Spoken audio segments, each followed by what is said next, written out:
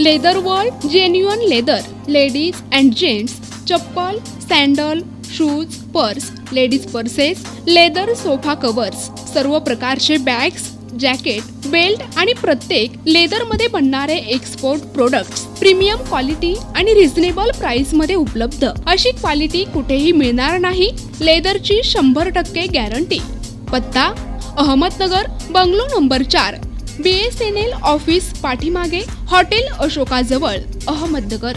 संपर्क क्रमांक 9604 32 78 63. छत्रपती संभाजीनगर, निशा बाफना प्लाझा, आकाशवाणी समोर, राज क्लॉथ स्टोअर्स जवळ, जालना रोड, छत्रपती संभाजीनगर. संपर्क क्रमांक 92 84 14 65 54. हिंगोली लोकसभेचे वंचित बहुजन आघाडीचे उमेदवार डॉक्टर BD चव्हाण यांनी माहूर इथं डॉक्टर बाबासाहेब आंबेडकर, छत्रपती शिवाजी महाराज आणि वसंतराव नाईक यांच्या फलकाला हार अर्पण करून आपल्या कार्यकर्त्यांसोबत प्रचार दौरा सुरू केला आहे.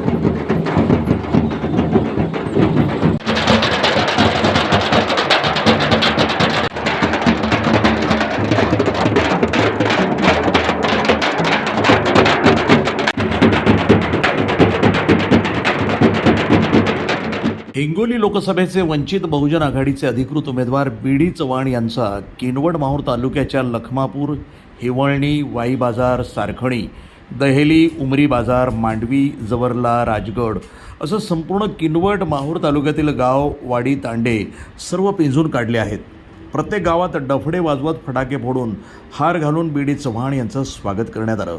यावेळी अनिल आडे, दिलीप पाटील, किशोर पाटील, मोहन नाईक, अमोल आडे, विक्रम राठोड, कपिल पवार, विजय राठोड, गौतम महामुने, साहेबराव कांबळे, बळवंत पवार यासह कार्यकर्ते आणि विविध समाजातील ज्येष्ठ नागरिक उपस्थित होते.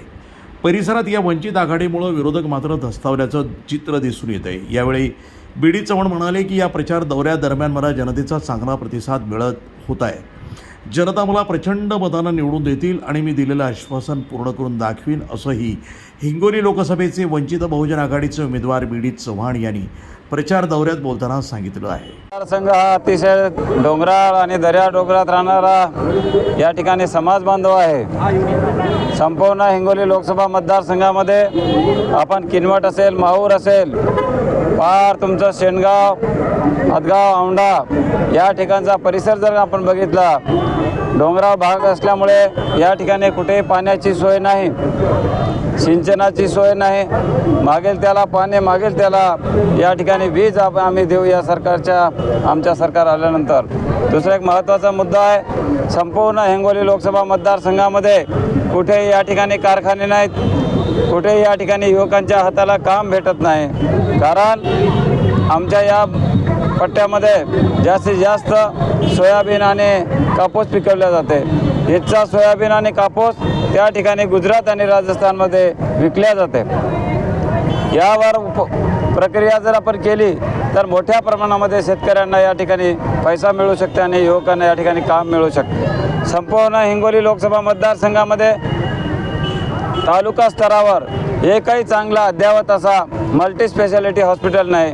मी या ठिकाणी आश्वासन देतो की येणाऱ्या हिंगोली लोकसभा मतदारसंघाच्या निवडणुकीनंतर आम्ही सत्तेमध्ये आल्यानंतर 11च्या 11 तालुक्यामध्ये 100 खाटाचा सुसज्ज असा, ज्याच्यामध्ये MRI असेल, CT स्कॅन असेल, ICUची व्यवस्था असेल, असा सुसज्ज असा विनामूल्य अटीचा हॉस्पिटल मी माहूर असेल, किनवट असेल, संपूर्ण तालुक्याच्या ठिकाणी मी या ठिकाणी करणार आहे. आणि या संदर्भासाठी, याच विषयासाठी मला आपण या ठिकाणी सेवा करण्याची संधी द्यावी असं मी सर्व जनतेला. प्रचंड प्रतिसाद आहे. हा तर माझा होम ग्राउंड आहे. किनवट असेल, हातगाव, हिमायतनगर, उमरखेड, महागाव हा माझा होम ग्राउंड जरी असला, पण हिंगोली जिल्ह्यामधल्या तमाम OBC, बहुजन, बलुतेदार, विमुक्त, भटके, आदिवासी, बहुजन समाजाचा मी त्या ठिकाणी अत्यंत जवळचा एक कार्यकर्ता म्हणून काम करतो. त्यांनी मला पूर्णपणे त्या ठिकाणी स्वीकारलेला आहे. प्रचंड लाट या लोकसभा मतदारसंघामध्ये वंचित बहुजन आघाडीची आहे. 2 उमेदवार आमच्या विरोधामध्ये प्रस्थापित आहेत. आम्ही विस्थापित आहोत आणि प्रस्थापिताच्या विरोधात ही विस्थापिताची लढाई आहे. आणि मला आपल्याला खात्रीलायक सांगू इच्छितो, या दोनही प्रस्थापिताला, या दोनही धनदांडग्याला याच माय मातीमध्ये या माऊर गडापासून गाडल्याशिवाय राहणार नाही, एवढं वचन मी या ठिकाणी देतो. मी आपल्याला जाहीरपणे सांगतो की या ठिकाणी बरेच प्रश्न आता गावागावामध्ये प्रलंबित आहेत.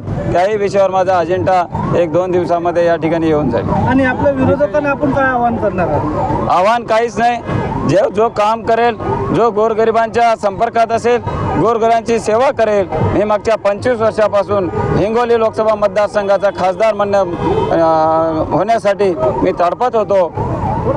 पण श्रद्धेय बाळासाहेब आंबेडकर यांनी माझ्या सारख्या तांड्यातल्या एका व्यक्तीच्या खांद्यावर या ठिकाणी झेंडा ठेवला. मला खात्री आहे हाच वंचित बहुजन आघाडीचा झेंडा खांद्यावर जे आहे मी संसदेमध्ये घेऊन जाऊन स्वर्गीय उत्तमरावजी राठोड ज्याप्रमाणे या संसदेमध्ये बोलत होते, त्याचप्रमाणे या संसदेमध्ये उत्तमरावजी राठोड, राजीवजी सातव-साहेब हे ज्याप्रमाणे संसदेमध्ये बोलून गोरगरीब जनतेचं काम करते, त्याच एक प्रतिनिधी म्हणून मी या ठिकाणी काम करायला तयार आहे. प्रतिनिधी सचिन जाधव, NTV न्यूज मराठी, नांदेड.